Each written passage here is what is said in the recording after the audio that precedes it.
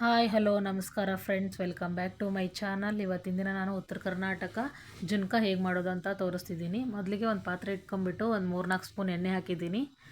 ಇದಕ್ಕೆ 1 ಸ್ಪೂನ್ ಸಾಸಿವೆ, 1 ಸ್ಪೂನ್ ಜೀರಿಗೆ, ನೆಕ್ಸ್ಟು ಒಂದು ದೊಡ್ಡದಾಗಿ ಕಟ್ ಮಾಡ್ಕೊಂಡಿರೋ ಈರುಳ್ಳಿ, ಕೊತ್ತಂಬರಿ ಸೊಪ್ಪು, ಕರಿಬೇವು ಸೊಪ್ಪು, 1 ಟೊಮೊಟೊ, ಒಂದು 4 ಮೆಣಸಿನ್ಕಾಯಿನ ಕಟ್ ಮಾಡಿ ಇಟ್ಕೊಂಡಿದ್ದೀನಿ. ಇವಾಗ ಇದಕ್ಕೆ ಕರಿಬೇವು ಸೊಪ್ಪು ಹಾಕಿದ್ದೀನಿ, ಮೆಣಸಿನ್ಕಾಯಿ ಕಟ್ ಮಾಡ್ಕೊಂಡಿರೋದು ಹಾಕ್ತಿದ್ದೀನಿ.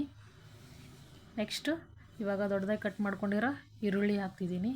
ನಮ್ಮ ಚಾನಲ್ನ ಯಾರು ಇನ್ನೂ ಸಬ್ಸ್ಕ್ರೈಬ್ ಮಾಡದೆ ನೋಡ್ತಿದ್ದೀರೋ ದಯವಿಟ್ಟು ಸಬ್ಸ್ಕ್ರೈಬ್ ಮಾಡ್ಕೊಳ್ಳಿ, ಶೇರ್ ಮಾಡಿ, ಕಮೆಂಟ್ ಮಾಡಿ ಅಂತ ಹೇಳ್ತಾ ಇವಾಗ ರುಚಿಗೆ ತಕ್ಕಷ್ಟು ಉಪ್ಪು ಹಾಕ್ತಿದ್ದೀನಿ.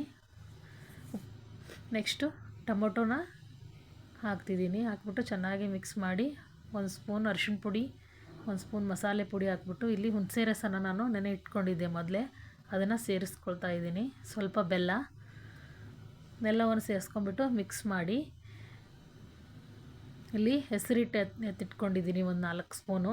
ಇದನ್ನು ನಾನು ನೀರಲ್ಲಿ ಹಾಕ್ಬಿಟ್ಟು ಮಿಕ್ಸ್ ಮಾಡ್ತಿದ್ದೀನಿ. ಇದಕ್ಕೆ ಹೆಸರಿಟ್ಟಾದರೂ ಹಾಕ್ಬೋದು ಅಥವಾ ಹಸೆಬೇಳೆ ಹಿಟ್ಟು ಅಂತ ಹೇಳಲ್ಲ, ಬಜ್ಜಿ ಎಲ್ಲ ಮಾಡ್ತೀವಲ್ಲ ಆ ಹಿಟ್ಟಾದರೂ ಹಾಕ್ಬೋದು. ಹಾಕ್ಬಿಟ್ಟು ಚೆನ್ನಾಗಿ ತೆಳುವಾಗಿ ಕಲಿಸ್ಕೊಳ್ತಾ ಇದ್ದೀನಿ. ಕಲಿಸ್ಕೊಂಬಿಟ್ಟು ಇದು ಕುದೀತಿದೆಯಲ್ಲ, ಇದಕ್ಕೆ ಹಾಕ್ತಿದ್ದೀನಿ ನಾನು. ಹಾಕ್ಬಿಟ್ಟು ಚೆನ್ನಾಗಿ ಮಿಕ್ಸ್ ಮಾಡ್ಕೊಳ್ತಾ ಇದ್ದೀನಿ.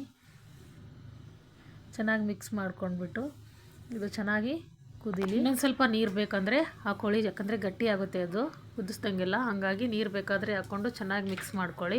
ಇದು ರೊಟ್ಟಿ ನೆಕ್ಸ್ಟ್ ಬಿಸಿ ಅನ್ನೋ ಜೊತೆ ತುಂಬ ಚೆನ್ನಾಗಿರುತ್ತೆ. ಇದು ನೋಡಿ ಇವಾಗ ಆಗಿದೆ. ಮೇಲ್ಗಡೆ ಕೊತ್ತಂಬರಿ ಸೊಪ್ಪನ್ನ ಹಾಕ್ಕೊಂಡ್ಬಿಟ್ರೆ ಮುಗೀತು. ನೋಡಿದ್ರಲ್ಲ ಯಾವ ಥರ ಉತ್ತರ ಕರ್ನಾಟಕ ಜುನ್ಕ ಮಾಡೋದು, ಹೀಗೆ ಮಾಡ್ಕೊಳ್ಳಿ. ನೆಕ್ಸ್ಟ್ ಮುಂದಿನ ವಿಡಿಯೋದಲ್ಲಿ ಮತ್ತೆ ಸಿಗ್ತೀನಿ.